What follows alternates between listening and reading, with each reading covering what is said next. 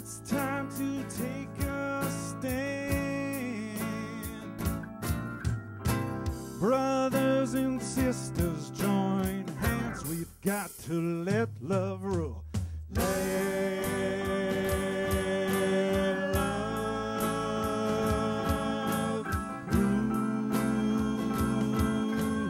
rule. Sing along if you know it. Let love rule.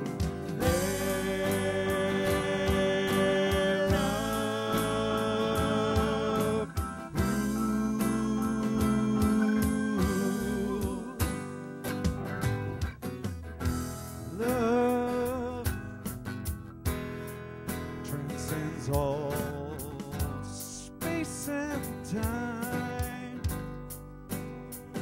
and love can make a little child smile. Yes, you will. Oh, can't you see?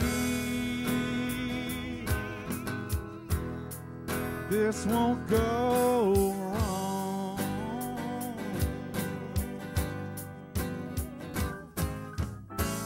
But we've got to be strong.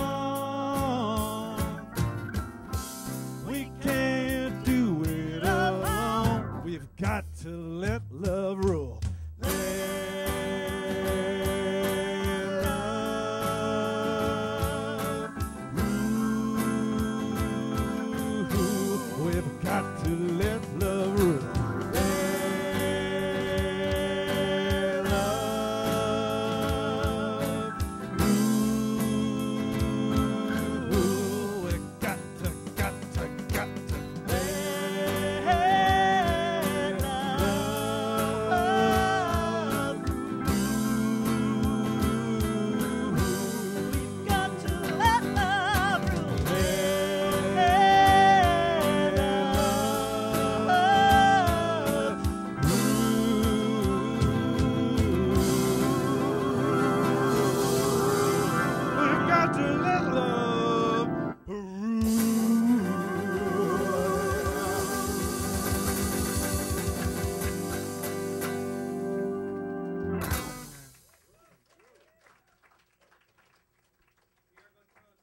The band, good morning. How is everyone this morning? Okay, let me ask that again. How is everyone this morning? Very, very nice. Welcome to the Center for Spiritual Living Toronto. My name is Jonathan Zenz. I am the spiritual director here, and it is such a joy to have you here this morning. A couple of things I want to remind everyone of. We do have our penny drive continuing, and what we're doing is collecting pennies to then cash in and put that money into our account, and then those pennies will go and be melted down since the mint is no longer minting pennies. So we're helping the government collect. Yes, we are. So if you'd like to offload your pennies, we're happy to take them. But there is a large jar in the front. It'll be our third jar that we're filling up, which I'm very excited about. And there will be a contest that will take place at the end of August into September, and the winner of the contest, whoever guesses how much we collected without going over, because it is like The Price is Right, whoever gets the closest without going over will win a full scholarship to the entire 32 weeks of Science of Mind 100, which is a nearly $600 prize. So very excited about that. Today, following service, we're going to be screening the movie The 7 Spiritual Laws of Success, which I'm very excited about. Having just finished the course a few weeks ago, we'll be screening that following service today. Continuing on Tuesdays at 7 p.m., we have our meditation practice with Mark, and that's right here at the center. Wednesdays, we are continuing Self-Mastery, Science of Mind 222, that course. And boy, it's been a very interesting course and very deep and very profound for me. This past Wednesday was pretty spectacular, I think. And if you can join us, it is open. You don't have to have come to any of the previous classes to join us at any given class. So please join us for that Wednesday at 7 o'clock. Next week, we're going to be dancing and singing and having a good time out at the Village on Church Street in honor of Pride, 2012 Pride here at Toronto. And yes, I might even wear shorts to service next week. Maybe. I may call it a dress down day, so that we can all get right out of here and head out there to watch the parade and also participate in the street fair. We do have a booth at the street fair this year, so if you can stop by, we'd love to see you there. If you would like to volunteer to help, I was going to say man the booth, and I thought, well, maybe I should say person the booth. To help out hanging out at the booth, then we're happy to have you out there. And you can contact Fred Wimette, who is one of our board members and is heading up the Pride Committee this year. I can give you information about how to contact him. He's out of town today, but I can give you information about how to contact him. And we're going to have nifty T-shirts too. So that's happening next week. I'm very excited about it. We'll be out there Friday night, all day Saturday, and all day Sunday. We're still looking for volunteers to help out with our service. We're looking for more volunteers to help out with the technical aspects of service. For instance, if you'd like to learn how to run the camera and run the webcast, and hello to everybody who's watching online, we can certainly train you to do that. If you'd like to learn about how to run the sound, Really? Really? If you'd like to learn how to do that, then you can have a chat with me about that. We are also looking for more youth mentors to help out with the youth program downstairs, which I'm really excited about, and I really want to expand and grow the youth program. To be a youth mentor, it does require a police check, so just check out with me, and we can certainly get that ball rolling. We do have a spiritual mind treatment request box up front. If you have something going on in your experience that you'd rather not have going on in your experience, write it out. Put it into that box, and the practitioner here at the center will do the work on your behalf to eliminate that from your life. Also, follow us on Facebook, YouTube, Twitter, and check out the webcast, which is really exciting for me. It was part of the goal for me to have a webcast going. Do you remember my original goal, to have the webcast up and running by September? Mm-hmm. I'm a bit of an overachiever, I think. So it's great. And I do, again, want to welcome everybody who's watching online. Who's here for the first time today? Right here in the front row. Hello, welcome. And right here in the front row. And it's such a pleasure to have you here joining us here at the Center for Spiritual Living here in Toronto. We are a wonderful spiritual community. We come together every Sunday in celebration of one idea. One idea. And that idea is the understanding that we are each perfect embodiments and expressions of the divine. That we are each love embodied. That energy is what the universe is made of. And so we celebrate that every single week right here at the Center for Spiritual Living. One of the ways that we do this is by taking a look at the inside of our songbook, and on the inside of the front page, we read these declaration of principles. We read these together as a reminder of who and what we are, and as a reminder of what it is we believe. And as we say this together, check in with yourself, as I say every week. Check in with yourself, because you're making a statement right here and right now about what you believe. And if it's what you believe, great. If it's not what you believe, take a look at it and figure out, what do you believe? Because what you believe is what is operating in your life. So let's read this together. I believe that the spiritual and material universe are one. I believe that whether I call it God, spirit, energy, or universal consciousness, every person, place, and thing emanates from this one creative source. I believe that spirit is an infinite loving intelligence operating in and through all life, never separate from anyone or anything. I believe in cause and effect. I believe that it is done unto me as I believe, and as I think, so I become. I live this now, and I rejoice in it, and so it is. It is done unto me as I believe, which is going to be a large portion of it's a large portion of what I talk about every week, isn't it? But today's talk specifically is addressing the "it is done unto me as I believe" aspect of this philosophy. So I'd like to welcome to the stage and to the microphone Stacy, who's going to be offering our congregant reading today. That was a surprise to you, wasn't it? You weren't expecting that. It's usual. Well, I like to change things up a little bit here and there. I'm ready. Thanks. Good morning, everybody. This morning I'm going to share a reading. It's by Marianne Williamson, and it's an excerpt from a book called Return to Love. And some of you may have already heard this. It's quite a popular reading. It has been in the past incorrectly attributed to Nelson Mandela, but it is written by Marianne Williamson. Our deepest fear is not that we are inadequate. Our deepest fear is that we are powerful beyond measure. It is our light, not our darkness, that frightens us. We ask ourselves, who am I to be brilliant, gorgeous, talented, fabulous? Actually, who are you not to be? You are a child of God. Your playing small does not serve the world. There is nothing enlightened about shrinking so that others will not feel insecure around you. We are all meant to shine, as children do. We are born to manifest the glory of God that is within us. It is not just some of us, it is all of us. As we let our own light shine, we give others permission to do the same. As we are liberated from our own fear, our presence automatically liberates others from their fear. May we all give ourselves permission to shine today so that the truth is reflected in all of us. Thank you. Thank you.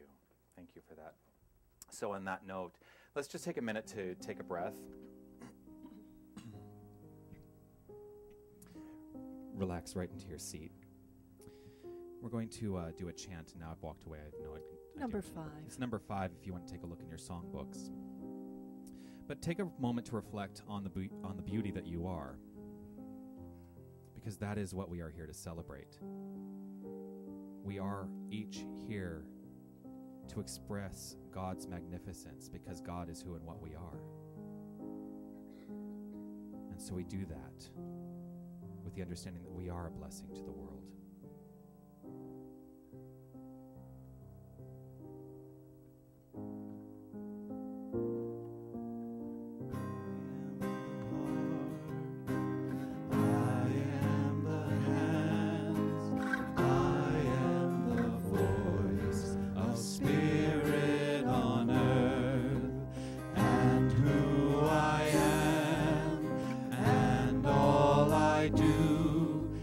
Blessing to the world.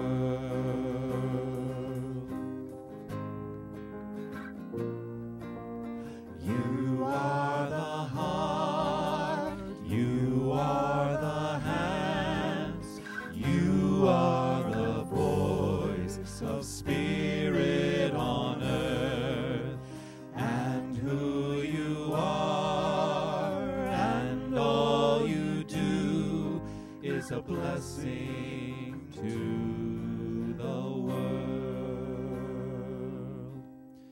And so right here, right now, I recognize this one power.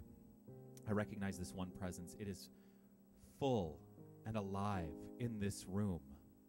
And it is experiencing life by means of us. It is experiencing life fully, fruitfully, joyously, harmoniously, beautifully. And so I claim right here and right now, with this understanding and the understanding that my word has power, I claim only good, and I claim only the perfect expression of life by means of each and every one of us. Everything is aligning for our highest good right here and right now. I know that abundance is secure in my life, and I trust it is secure in the lives of every single person here. I understand and know that the relationships I foster are the perfect relationships. And I trust and I know this for every single person here. I trust and I know that there is a perfect creative expression happening by means of each and every one of us. And it is happening right here and right now. And I know that this is all aligned in perfect health, knowing that perfect health is the harmony of life expressing through us. And so it's with a grateful heart that I simply allow this to be the truth. I give over, I let go, I let God do its thing. As I release this word to law, I know it is complete, and together we say, And so it is.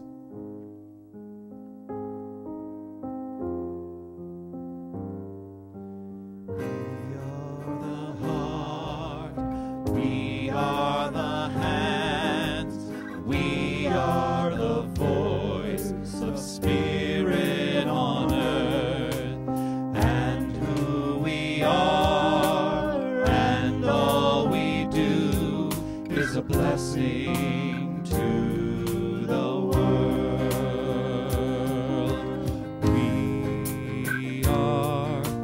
We are the heart, we are the hands, we are the voice of spirit on earth, and who we are, and all we do is a blessing to the world. To the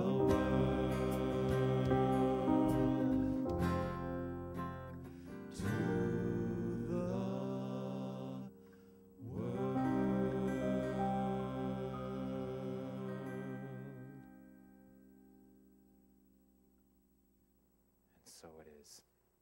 I'm going to invite Helen Below, our practitioner of the day, to further align ourselves in truth with a spiritual mind treatment. Good morning.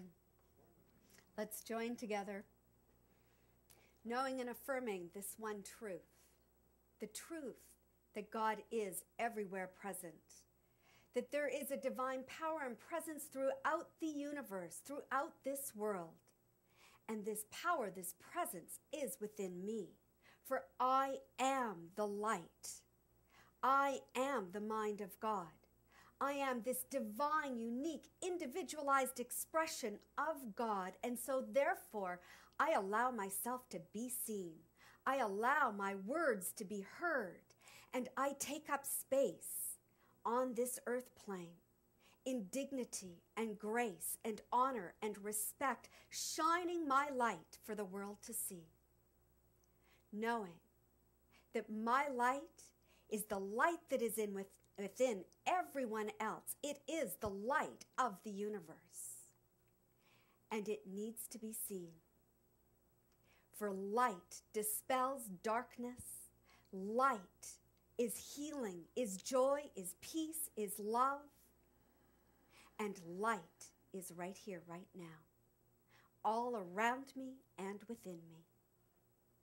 And grateful for this light, this love, this divine energy that is everywhere present, that is within me, and grateful that I can stand right here, right now, and be seen, be heard, and take up space.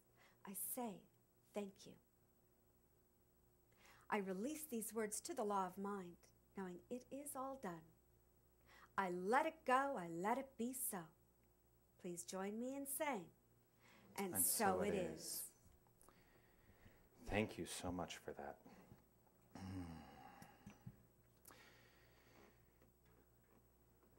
So, I'm going to do something just slightly differently, and we're not going to the song quite yet. Quick, we're going to the song quickly, so don't move. But I want us all to just take a moment and reflect on the idea, I am the light of the world. Just bring that to mind. I am the light of the world. There is that within you which is shining forth. This is the truth, and this is what we are always, always here to affirm and to celebrate. And so together, I would like us all to say, I am the light of the world. Let's say that together. I am the light of the world. This is the truth of who you are. And you can feel the energy. I can feel the energy, like my skin tingles when I say that. I can feel it.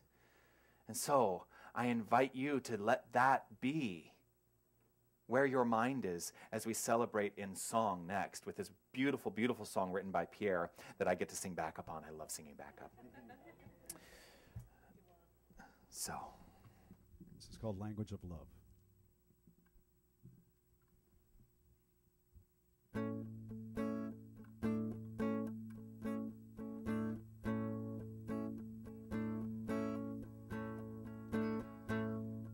It's a new day, another chance to dance and play. I hope and I pray, what can I do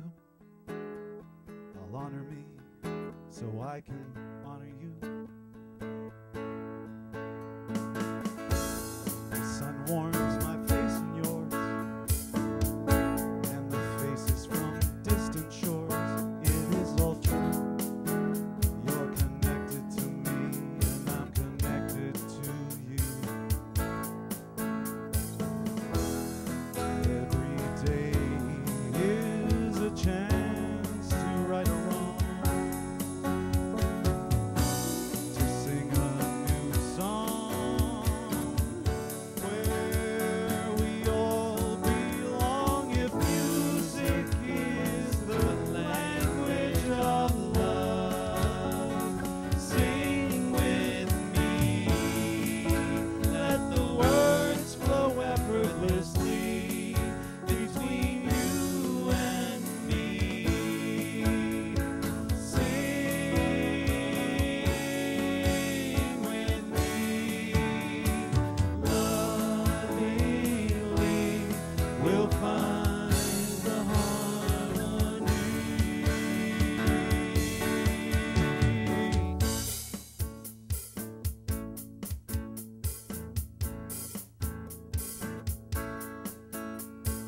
Living every day as if it's your last.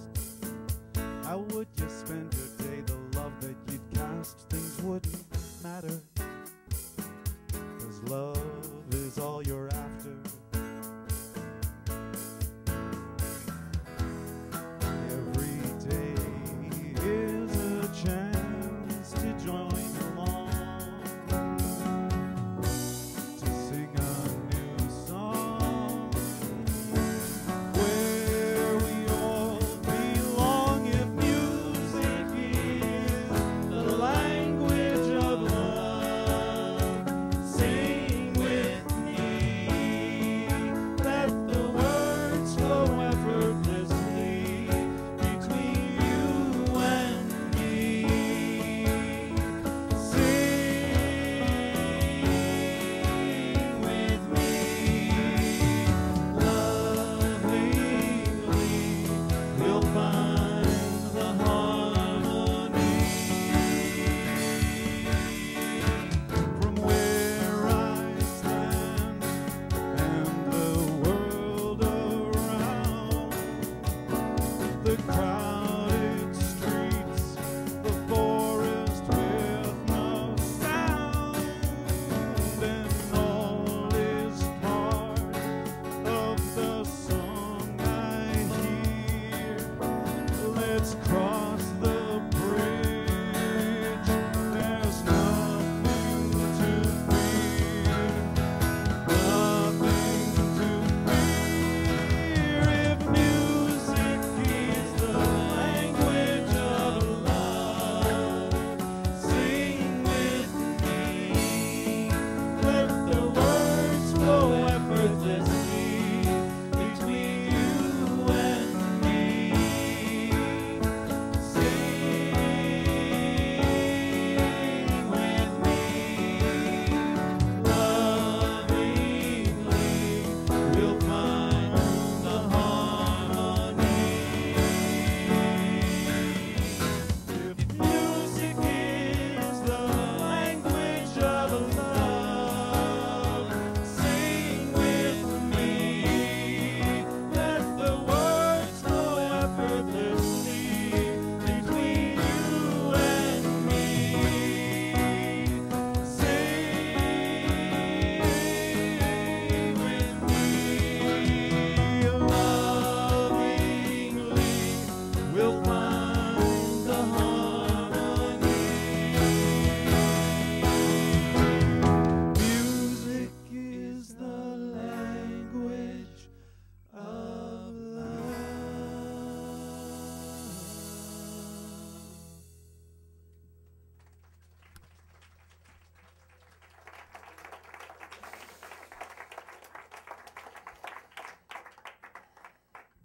Can that man write a song or what?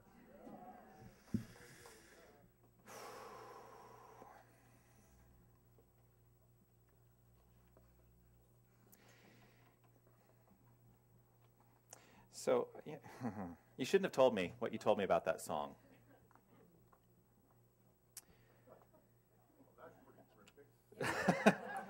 Well, no, because do you mind if I mention? Okay. That song was written in response to a bike accident that Pierre was in. Now, the reason that it's odd in my mind is because when did you decide to do this song? Friday. What time of day? Before rehearsal, Friday night.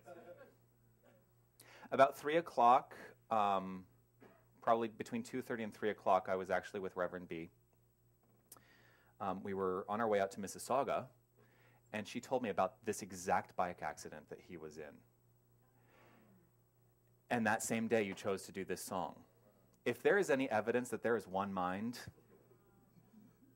there it is. So that's the only reason that I wanted to bring it up, that it's just interesting that song, and I only found out this morning that this song was written in response to that particular event in Pierre's life. There is only one mind. So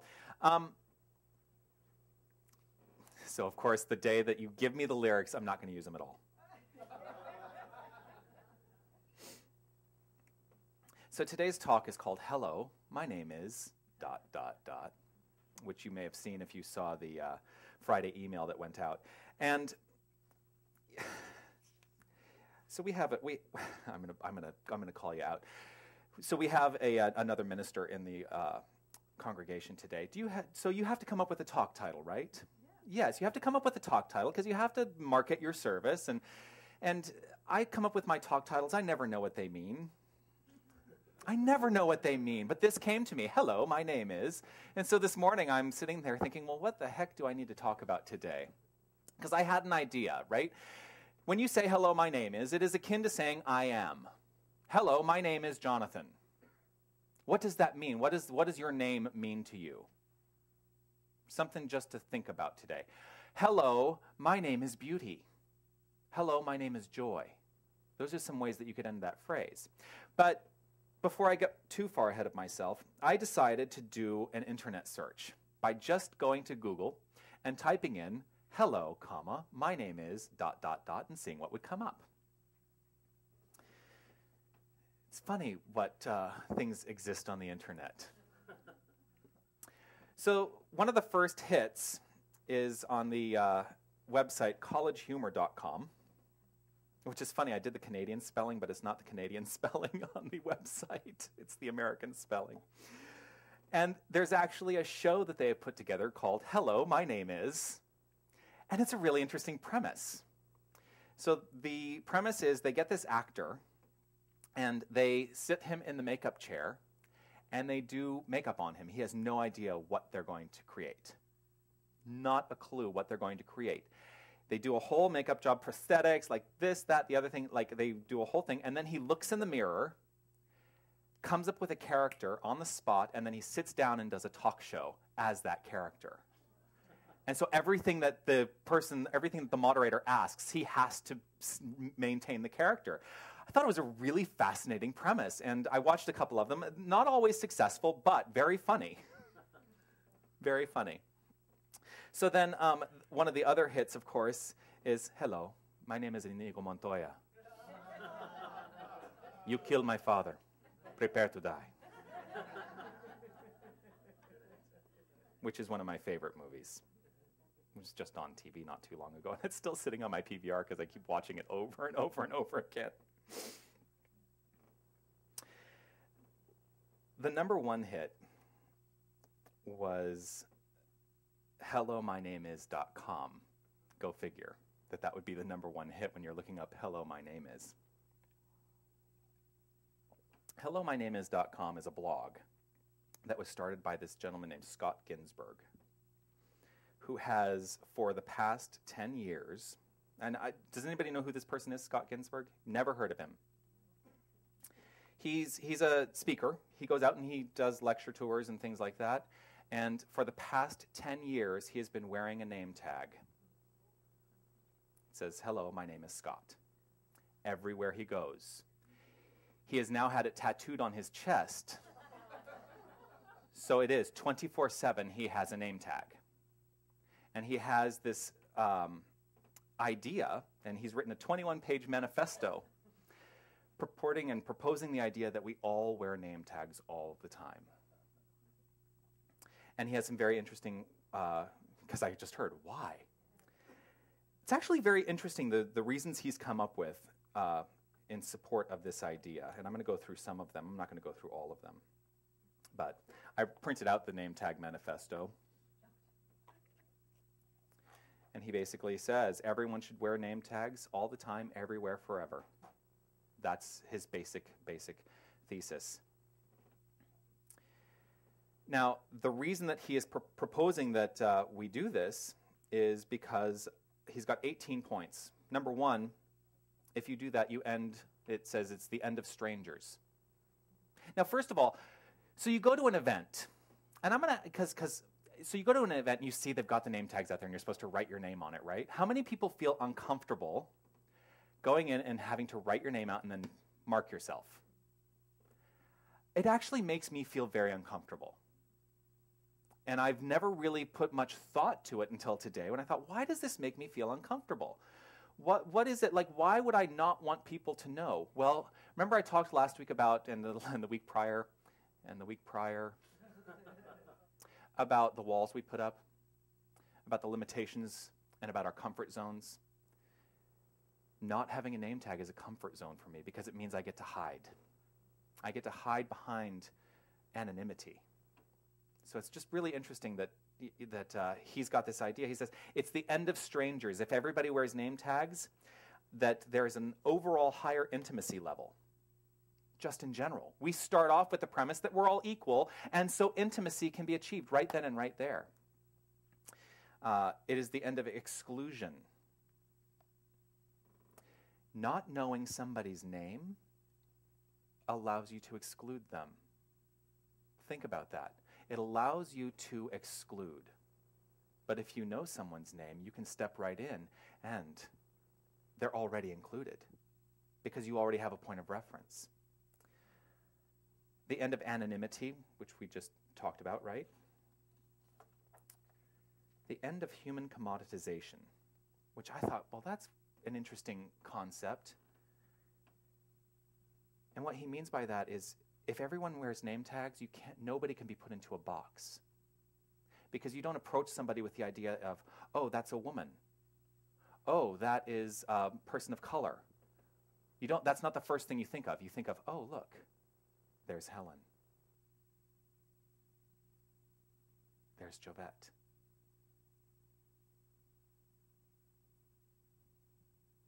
Just think about that.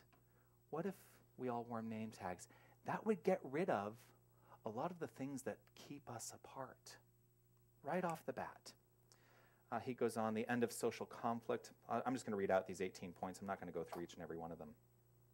The end of social conflict, the end of dishonesty, the end of hesitation, the end of disengagement, the end of incivility, the end of cultural barriers, the end of disconnectedness, the end of selfishness, the end of neglect, the end of mass formality, the end of hierarchy, the end of entitlement, the end of insecurity, the end of, and this is my favorite, the end of discrimination. The end of discrimination. So it's very interesting, and you can look him up online. Again, it's, what's the name of my talk? Hello, my name is .com. Hello, my name is .com. And I think it's a very interesting concept. So, when I asked before, how do you feel when you put on a name tag? Are there people that feel uncomfortable? And I'm one of those people, and I'm going to get over this. I actually thought about wearing a name tag today. Then I thought, well, 99% of you will know who I am already.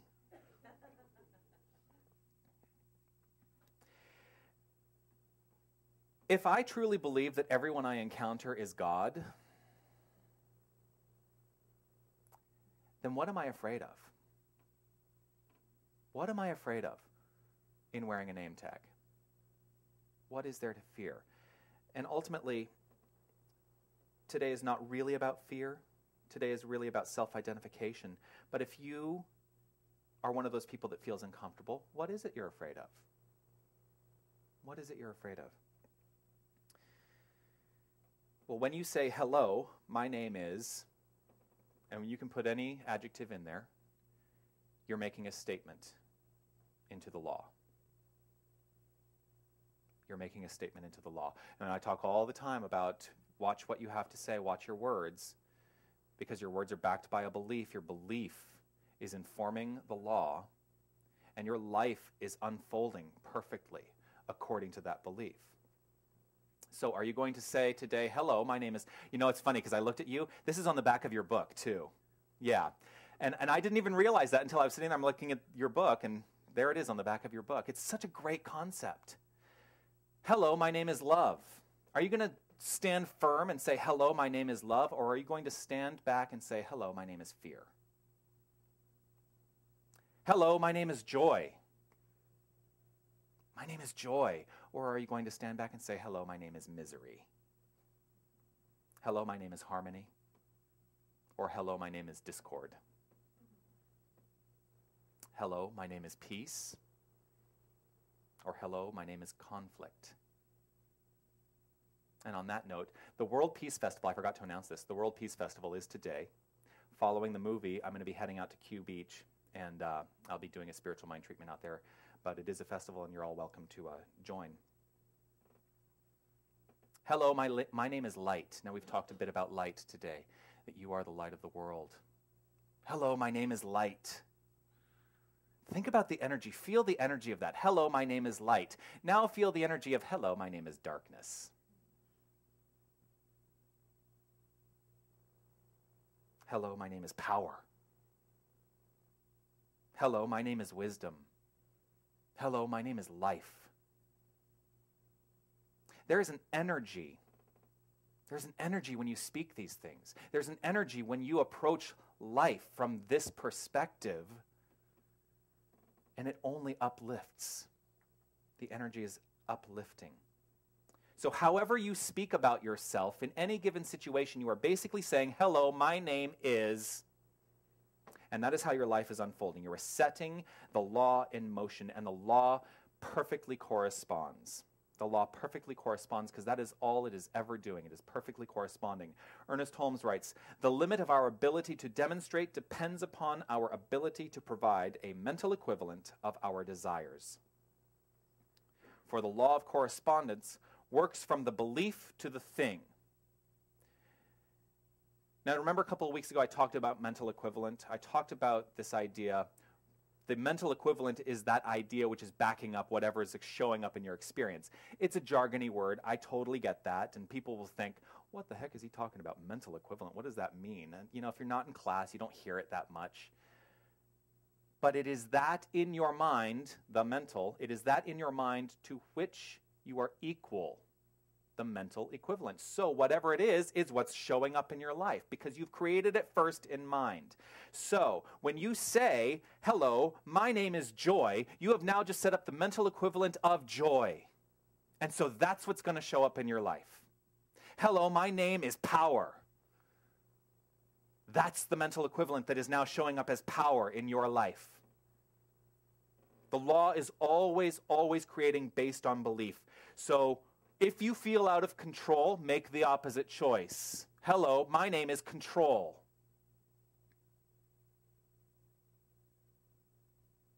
Ernest Holmes continues in that same paragraph. It is within our power to provide a greater mental equivalent through the unfolding of consciousness. And this growth from within will finally lead to freedom. Now, this goes right in line with another thing I talk about. We're so frequently talking about, got to change the things out here. I've got to create a different demonstration out here. Start with the mental equivalent. You've got to start with mind first. Whatever is happening out here is of no consequence because when you change the mental equivalent, that changes. That changes. All we're ever talking about is changing our mind. That's all spiritual mind treatment is meant to do. And every word you say, take it into consideration that it is a spiritual mind treatment because you are stating something out loud. Whenever you speak, you are stating something out loud. So if you're in casual conversation, what are you saying to your friends? How was your day? Oh, it was okay. It wasn't all that great. And so it is. Because what's going to continue to unfold? It's okay. It's not so great. The mental equivalent is such a powerful thing. I cannot stress it enough. It is the one tool you have to change your life. It is the one tool you have to change your life. But it all starts from within. This growth from within, he writes, growth from within leads to freedom.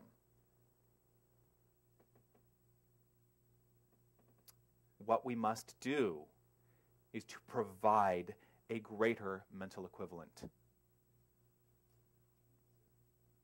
Everyone wants immediate change. Doesn't everybody want immediate change? I mean, really, some things I'm like, oh, why is this taking so long to show up? Everybody wants that immediate demonstration. So why doesn't it happen all the time is the question. Why does immediate demonstration not happen all the time? It does happen. Those parking spaces demonstrate very quickly. I don't have a car anymore, so I don't even have to worry about it. Why doesn't it happen all the time? Take a look at how you're identifying. There's a theme here today, isn't there? Hello, my name is what? My name is, I'm perfectly equal to a perfect parking spot. What ideas do you dwell upon? What ideas do you dwell upon? Are you dwelling upon lack and wishing that you had abundance? Because that's a big one for a lot of people. A lot of people come to this philosophy, so like, ooh, I can learn how to have everything I want, and that's true. And they get frustrated when it doesn't happen. Because again, they're talking about the things out there. They're thinking about, I want to make $1 million. So funny, I'm going on a tangent, as I will do. So I was playing pool yesterday, which is something I have not done in 20 years. I was playing pool yesterday, and at the pool hall, Bare Naked Ladies came on, and I hadn't heard Bare Naked Ladies, if I had $1 million, in so long. I was like, oh my gosh, anyway. Because isn't that the one thing that everybody's always saying, I want $1 million. Well, I'd like $1 billion. The truth is, you have to be equal to it. There it is again, the mental equivalent. You have to be equal to it in mind, otherwise it's not going to show up. So are you equal to it? Hello, my name is, I am equal to the pure abundance of the universe, always showing up at the right time. Now there's an interesting thing in that because that's how I would typically talk about abundance. Always showing up at the right time, that I am always well cared for and more. The minute I say I want $1 million, I've set a belief to the limit of my demonstration. I've set a limit to that belief.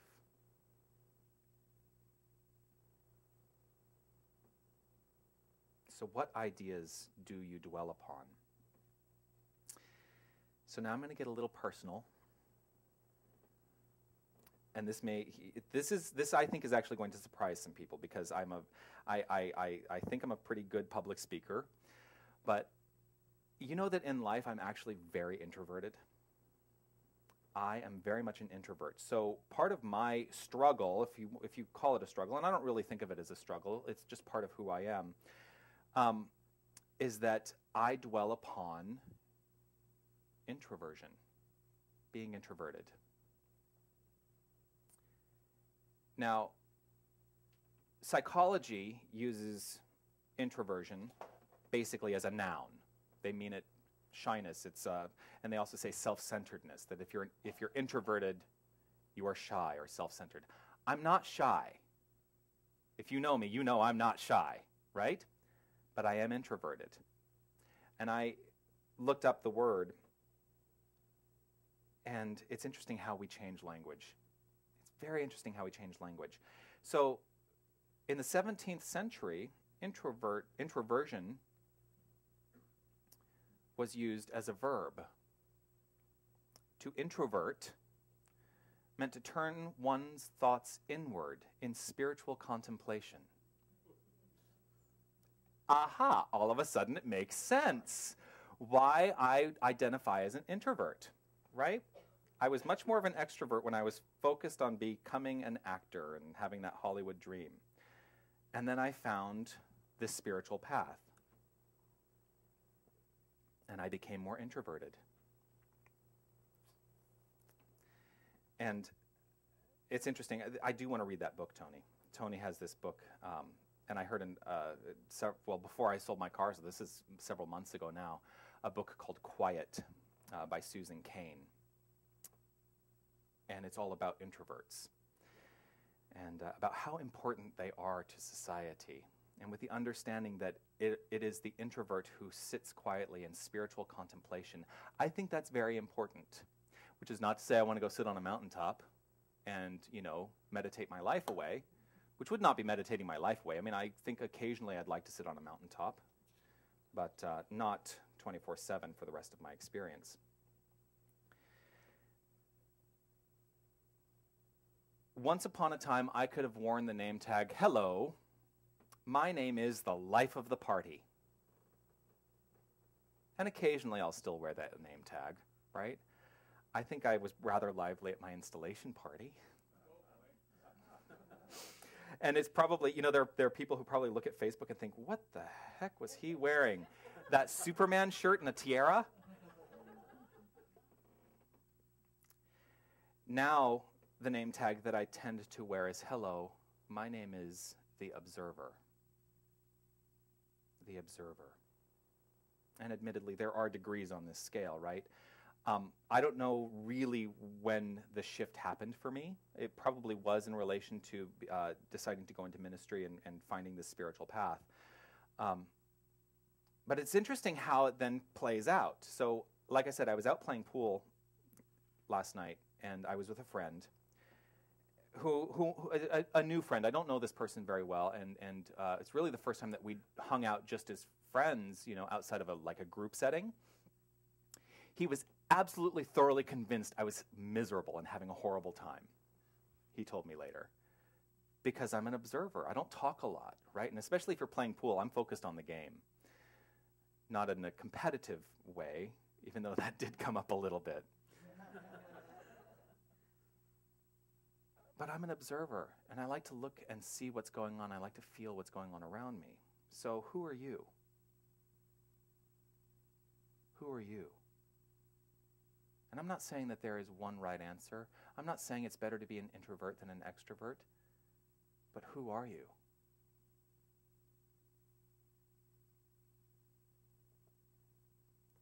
One of the other things that it brings up is my friend last night, convinced that I wasn't having a good time, made me think, in my life, I need to stop assuming that I know what everybody else's name tag says. He made an assumption about what I was experiencing and what I was feeling and who I was in that moment. I was having a blast. I was having a blast. But for some reason, it translated to he's having a miserable time. So never assume you know what's happening on someone else's name tag. Look to yourself first. What's happening in your name tag? Who are you? Who are you? That's the question for today. Are you comfortable? Are you comfortable with just being yourself, whomever that is? And if there are areas of discomfort that show up when I ask that question, just take a look at them, because you can create a new mental equivalent. You can turn it around in mind and change it. Do you fear what it says on that name tag? Another thing to consider. Do you fear what it says on that name tag? If you do find fear there, do a little something every day to turn it around. Do a little something every day to change that mental equivalent. Recreate the tendency in your mind, and you recreate your life. Now, remember I was talking about those immediate demonstrations? Things showing up right away. They don't have to. You can take it step by step, and the only way that you will turn it around is to take it step by step. Ernest Holmes writes, what we demonstrate today and tomorrow and the next day is not as important as the tendency which our thought is taking. What we create is not as important as the tendency which our thought is taking. The dominant attitude of our mind, if every day things are a little better, a little happier, a little more harmonious, a little more health-giving and joyous, if each day we are expressing more life, we are going in the right direction. If each day we are expressing more life, we are going in the right direction. So today, I invite you to consider wearing the name tag that says, "Hello, my name is perfection. Hello, my name is life. Hello, my name is joy, wisdom, peace, harmony, power, beauty." Because this is the truth of who you are. And this is what unfolds each and every moment that you experience this thing called life. And so I offer that to you today.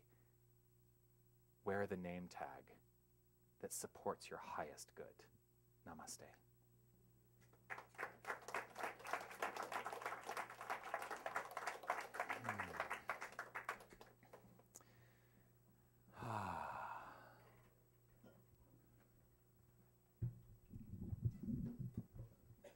So now is the time when we give back in our service, when we do our offering. And so today I'm going to suggest the name tag we wear in this moment is, "Hello, my name is abundance.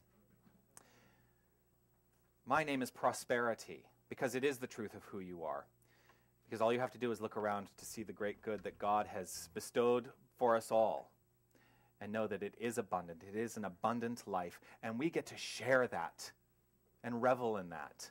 And it is all here for us to use. So as you hold what it is you have to offer today, trust and know that what you give is a great benefit to this center. It is a great benefit to this community. And know that the board of trustees of this center know exactly the best way and are led with wisdom in how to use these funds. And so I give great gratitude for what it is you share with us today. And again, please don't give out of obligation. Please give from the heart. And let's do this together as we share the brand new song, which should be a loose sheet, a loose-ish sheet. It's the song "I Love," which was written by Pierre. So let's share this together.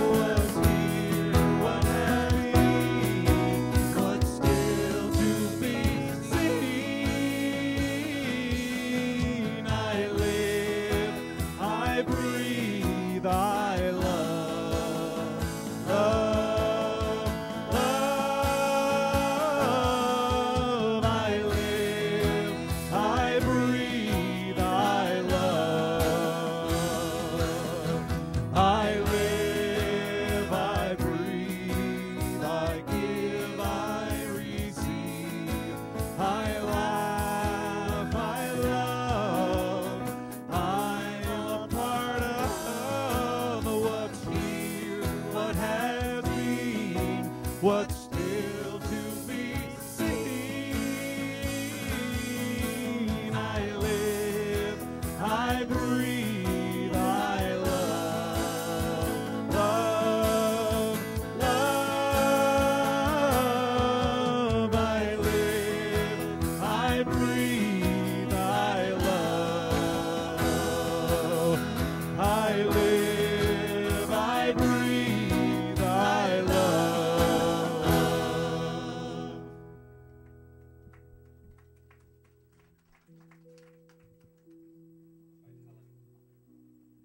invite Helen back up to do the blessing over the offering. In great gratitude for the abundance that we have received here today, I know that this is a blessing, and I know that the Board of Trustees for the Center of Spiritual Living Toronto acknowledge this abundance, receive it gratefully, respectfully, and use this abundance, this prosperity, this currency to serve this center for its highest and best good. Grateful, I say thank you. I let it go. I let it be so. And together we say, and so it is. And so it is. Thank you. Judy, what was the name of the charity, the Toronto Alzheimer's? The Alzheimer's Society of Toronto. You're probably wondering why I'm asking her that. So as a matter of practice now, we are contributing a portion of our collection every month to a charity in our community. This month I wanted to let everybody know that we committed to a tithe to the Alzheimer's Society of Toronto. And it's in honor of Judy and the work that she's been doing for this center, and also in honor of who she is as a person, being a dementia care worker. So thank you so much. So I do also want to extend gratitude today, as we're in this section of gratitude, to Stacy and Gary, who helped set up. Also, Stacy, for your reading. Beautiful and a perfect expression today. Thank you so much for that. Our greeters today, Derek, Judy, and Susan. Margaret Ann pulling double duty. She'll be in the bookstore, but she's down with the kids right now. She's down there with Cheryl, so I want to give great honor and thanks to Margaret Ann and Cheryl. Our practitioner of the day, Helen Vallot. Thank you so much for your wonderful, wonderful treatments. Board members Judy and Susan, who are now walking out the door and heading downstairs. In the sound booth, Brian, Tony helping out on camera and sending our message out to the world. Pierre Gautreau, Tanis Burnett, Patrick Lee, Rudy Jock, Brian on bass back there doing double duty as well. Thank you to the band.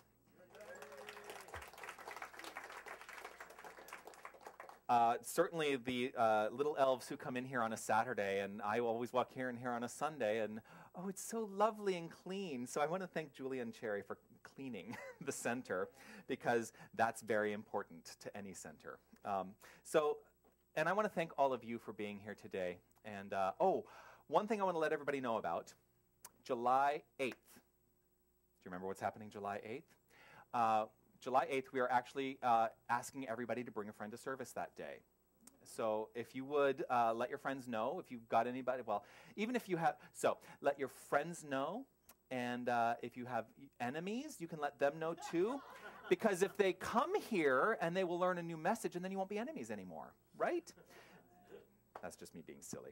No, but we're doing that on July 8th, and we're going to have a lovely fellowship that day that is going to be prepared by Michelle, who's also not here today, but I think he's watching online.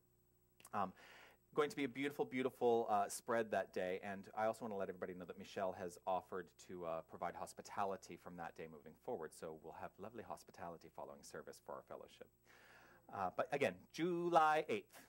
Bring a friend to service day. So that's it. Let's take a moment for me to have a sip of water.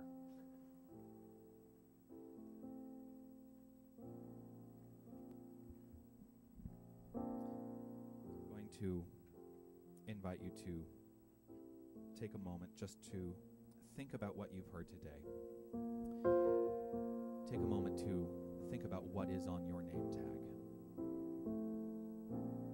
How is it that you identify? What is it you're saying about yourself? When I look out, I see the truth. I understand and I know and I see on everyone's name tag, hello, my name is God.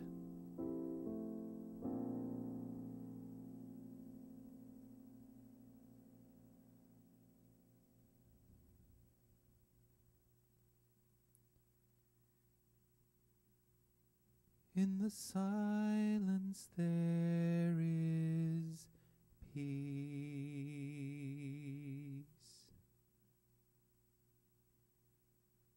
In the silence there is unseen unspoken joy. In the silence there's release. As my heart opens up to the voice, I awake to these precious moments when I hear all that could ever be said, and right here in this holy silence I find God. I find myself.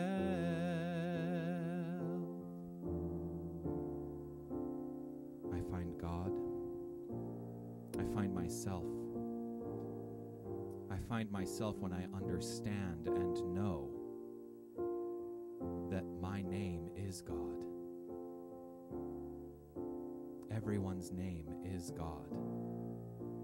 And so today I affirm that to be the one thing that appears on everyone's name tag. For there is only one power. There is only one presence. There is only one source of all. It is good, it is harmonious, and it is always unfolding into greater expressions of itself by means of each and every one of us. We are each perfectly individualized expressions of this divine energy, and I know it as love. And so love leads the way. Love is the language which we speak. Love unfolds effortlessly and easily by means of each and every one of us. And so I give over to this with a grateful heart, knowing that this is the path I lead, and trust it is the path each and every person is on. And so in gratitude, I release, I let go, I let it be so, and together we say, and so it is. In the silence there is peace. In the silence there is unspoken joy. In the silence there's release. As my heart opens up to the voice, I awake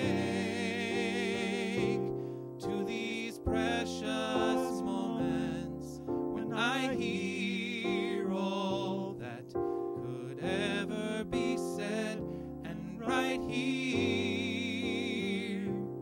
in this holy silence I find God.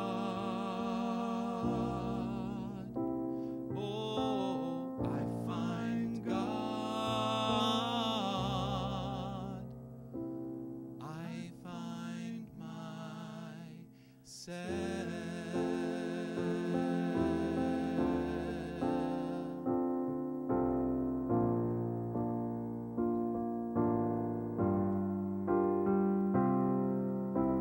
And so it is.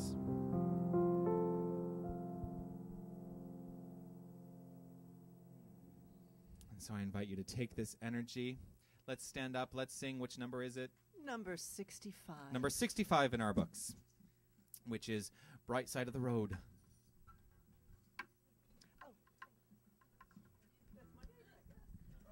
That's my name. 1, 2, 3, 4.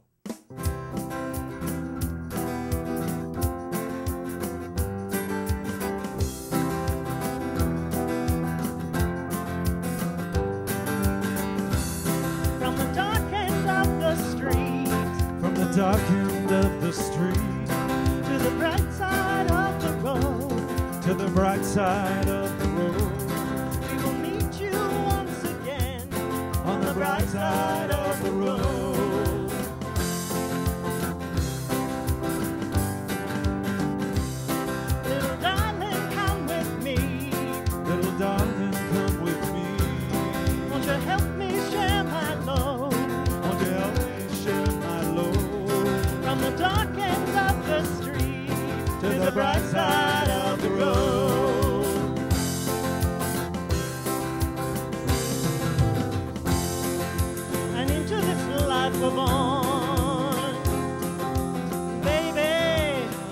Sometimes we don't know why,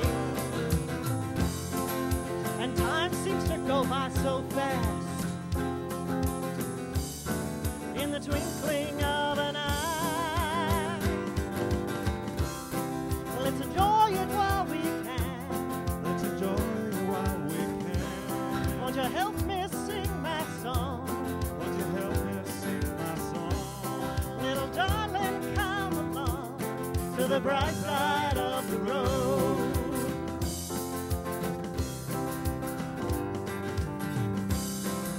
And into this life we're born. Baby, sometimes we don't know why. Maybe we don't know why. And time seems to go by so fast. In the twinkling of an eye, let's enjoy it while we can. Let's enjoy it while we can. Won't you help me sing my song? Won't you help me sing my song? Little darling, come along to the bright side of the road.